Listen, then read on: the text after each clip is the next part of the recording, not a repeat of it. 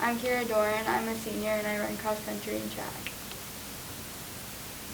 So how have you been a leader on your team?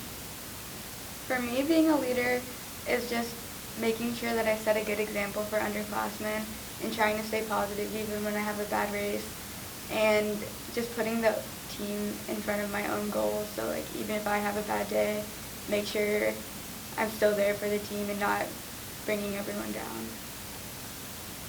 So how are you a leader in your faith communities?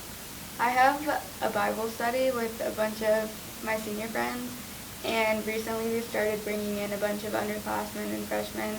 So just being a leader by helping them learn about their faith and giving them a place to do that. So how have you and your teammates brought your faith into your sport?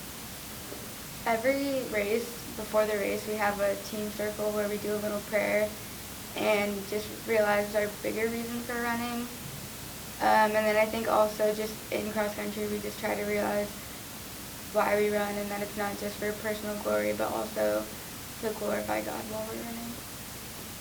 So what is something from your relationship with Christ that helps you in your sport?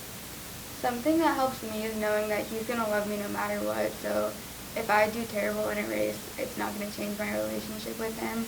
And then also it just helps me trust that He's going to help me do what I'm supposed to do.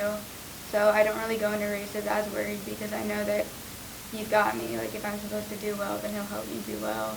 Or I don't know, like my life doesn't depend on running because He's going to love me no matter what. Alright, so what is something that you've learned from running that has taught you something about your faith? Well, in running, you don't always have good days. Like there's good days and bad days, good races, bad races.